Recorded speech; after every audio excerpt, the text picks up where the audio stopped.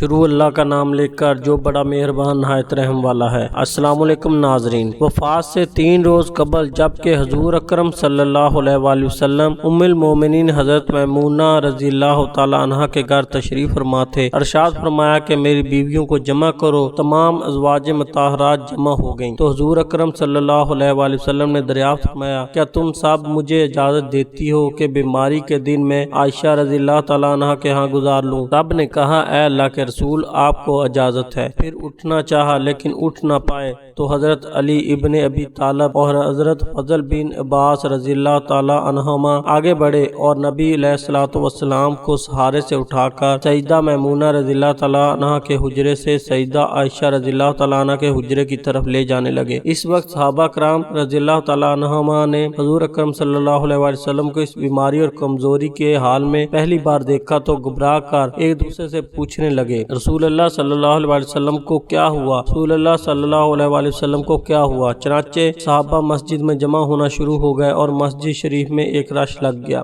حضرت صلی اللہ علیہ وسلم کا پسینہ شدت سے زیادہ بہہ رہا تھا۔ حضرت عائشہ رضی اللہ تعالیٰ عنہ فرماتی ہیں کہ میں نے اپنی زندگی میں کسی کا اتنا پسینہ بہتے نہیں دیکھا، اور فرماتی ہیں میں رسول اللہ صلی اللہ علیہ وسلم کے دست مبارک کو پکڑتی اور اسی کو چہرہ اقدس پر پھیرتی، کیونکہ نبی علیہ الصلوۃ والسلام کا ہاتھ میرے ہاتھ سے کہیں زیادہ محترم اور پاکیزہ تھا۔ مزید فرماتی ہیں کہ حبیب خدا علیہ الصلوۃ والتسلیم سے بس یہی ورد سنائی دے رہا تھا کہ لا الہ الا اللہ، بے شک موت کی بھی اپنی سختیاں ہیں۔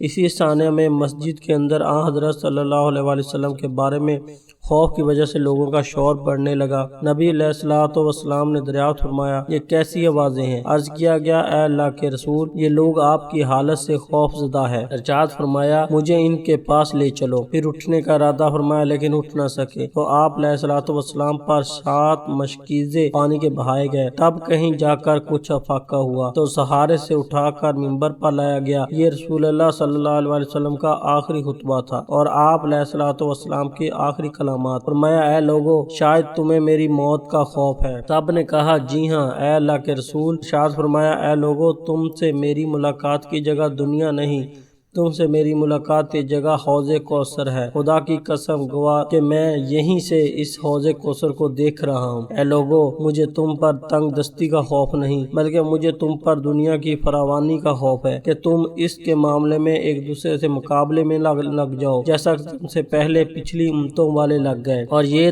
دنیا تمہیں بھی ہلاک کر دے جیسا کہ انہیں ہلاک کر دیا۔ پھر مزید ارشاد فرمایا، لوگو، نماز کے معاملے میں اللہ سے ڈرو، اللہ سے ڈرو، نماز کے معاملے میں اللہ سے ڈرو، اللہ سے ڈرو، یعنی عہد کرو کہ نماز کی پابندی کرو گے اور یہی بات بار بار دہراتے رہے۔ پھر فرمایا، اے لوگو، عورتوں کے معاملے میں اللہ سے ڈرو، عورتوں کے معاملے میں اللہ سے ڈرو، میں تمہیں عورتوں سے نیک سلوک کی وصیت کرتا ہوں۔ مزید فرمایا، اے لوگو، ایک بندے کو اللہ نے اختیار دیا کہ دنیا کو چن لے یا اسے چن لے جو اللہ کے پاس ہے، تو اس نے اسے پسند کیا جو اللہ کے پاس ہے۔ اس جملے سے حضور صلی اللہ علیہ وسلم کا مقصد کوئی نہ سمجھا، حالانکہ ان کی اپنی ذات مراد تھی، جبکہ حضرت ابو بکر صدیق رضی اللہ تعالیٰ عنہ وہ تنہا شخص تھے جو اس جملے کو سمجھے اور زور و قطار رونے لگے اور بلند آواز سے اٹھ کر کھڑے ہوئے اور نبی علیہ الصلوۃ والسلام کی بات قطع کر کے پکارنے لگے، ہمارے باپ دادا آپ پر قربان، ہماری مائیں آپ پر قربان، ہمارے بچے آپ پر قربان، ہمارے مال و دولت آپ پر قربان۔ روتے جاتے اور یہی الفاظ کہتے جاتے۔ صحابہ کرام رضی اللہ تعالیٰ عنہما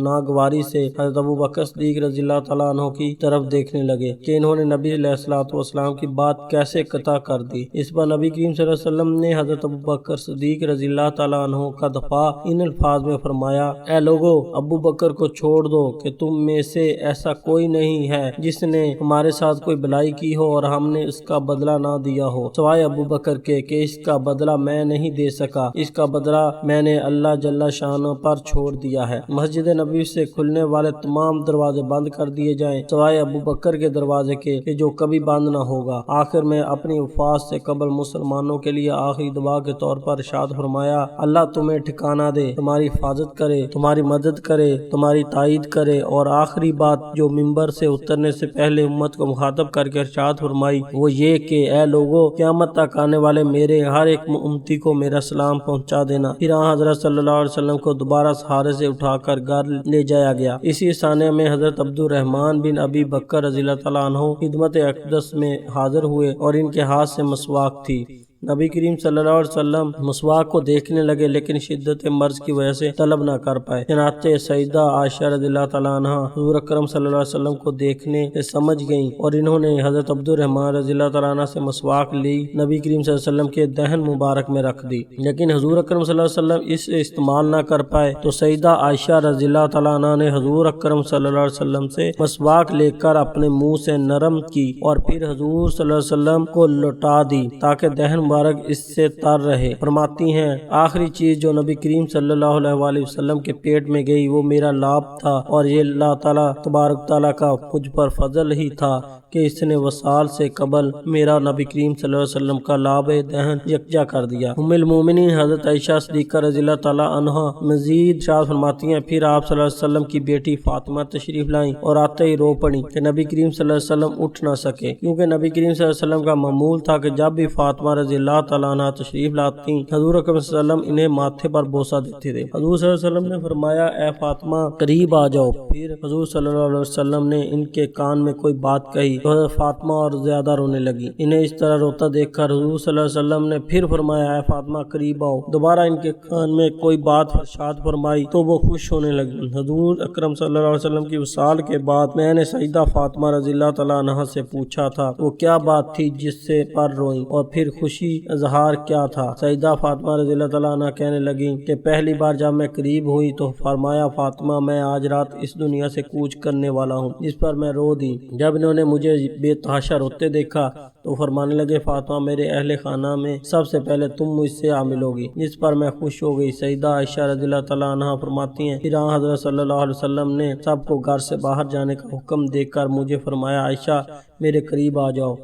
حضرت صلی اللہ علیہ وسلم نے اپنے زوجہ مطہرہ کے سینے پر ٹیک لگائی اور ہاتھ آسمان کی طرف بلند کر کے فرمانے لگے مجھے وہ اعلیٰ اور عمدہ رفاقت پسند ہے، میں اللہ کی انبیاء، صادقین، شہداء اور صالحین کی رفاقت کو اختیار کرتا ہوں۔ صدیقہ عائشہ رضی اللہ تعالیٰ فرماتی ہیں میں سمجھ گئی کہ انہوں نے آخرت کو چن لیا۔ جبرائیل علیہ السلام خدمت اقدس میں حاضر ہو کر گویا ہوئے یا رسول اللہ ملک الموت دروازے پر کھڑے شرف بار یابی چاہتے ہیں، آپ سے پہلے انہوں نے کسی سے اجازت نہیں مانگی۔ آپ علیہ الصلوۃ والسلام نے فرمایا جبرائیل اسے آنے دو۔ ملک الموت نے نبی کریم صلی اللہ علیہ وسلم کے گھر میں داخل ہوئے اور کہا السلام علیکم یا رسول اللہ، مجھے اللہ نے آپ کی چاہت جاننے کے لیے بھیجا ہے، آپ دنیا میں ہی رہنا چاہتے ہیں یا اللہ سبحانہ تعالیٰ کے پاس جانا چاہتے ہیں؟ فرمایا مجھے اعلیٰ اور عمدہ رفاقت پسند ہے، مجھے اعلیٰ اور عمدہ رفاقت پسند ہے۔ ملک الموت حضرت صلی اللہ علیہ وسلم کے سرہانے کھڑے ہوئے کہنے لگے اے پاکیزہ روح، اے محمد بن عبداللہ کی روح، اللہ کی رضا و خوشنودی کی طرف روانہ ہو، راضی ہو جانے والے پروردگار کی طرف۔ سیدہ عائشہ رضی اللہ تعالیٰ عنہ فرماتی ہیں پھر نبی کریم صلی اللہ علیہ وسلم کھانا ہاتھ نیچے رہا اور سر مبارک میرے سینے پر باری ہونے لگا، میں سمجھ گئی کہ حضرت صلی اللہ علیہ وسلم کا وصال ہو گیا۔ مجھے اور تو کچھ سمجھ نہیں آیا، سو میں اپنے حجرے سے نکلی اور مسجد کی طرف دروازہ کھول کر کہا رسول اللہ صلی اللہ علیہ وسلم کا وصال ہو گیا، رسول اللہ صلی اللہ علیہ وسلم کا وصال ہو گیا۔ مسجد آہوں اور نالوں سے گونجنے لگی۔ ادھر علی کرم اللہ وجہہ جہاں کھڑے تھے وہیں بیٹھ گئے، پھر ہلنے کی طاقت تک نہ رہی۔ ادھر عثمان بن عفان رضی اللہ تعالیٰ عنہ معصوم بچوں کی طرح ہاتھ ملنے لگے اور سیدنا عمر رضی اللہ تعالیٰ عنہ تلوار بلند کر کے کہنے لگے خبردار جو کسی نے کہا رسول اللہ صلی اللہ علیہ وسلم فات پا گئے، میں ایسے شخص کی گردن اڑا دوں گا۔ میرے آقا تو اللہ تعالیٰ سے ملاقات کرنے گئے ہیں جیسے موسیٰ علیہ السلام اپنے رب سے ملاقات کو گئے تھے، وہ لوٹ آئیں گے، بہت جلد لوٹ آئیں گے، آپ جو وفات کی خبر اڑائے گا میں اسے قتل کر ڈالوں گا۔ سیدنا ابوبکر رضی اللہ تعالیٰ عنہ باہر آئے اور خطبہ دیا جو شخص محمد صلی اللہ علیہ وسلم کی عبادت کرتا ہے سن رکھے حضرت صلی اللہ علیہ وسلم کا وصال ہو گیا، اور جو اللہ کی عبادت کرتا ہے وہ جان لے کہ اللہ تعالیٰ شانہ کی ذات ہمیشہ زندگی والی ہے جسے موت نہیں۔ سیدنا عمر رضی اللہ تعالیٰ عنہ کے ہاتھ سے تلوار گر گئی۔ عمر رضی اللہ تعالیٰ عنہ فرماتے ہیں پھر وہ کوئی تنہائی کی جگہ تلاش کرنے لگے جہاں اکیلا بیٹھ کر روئی۔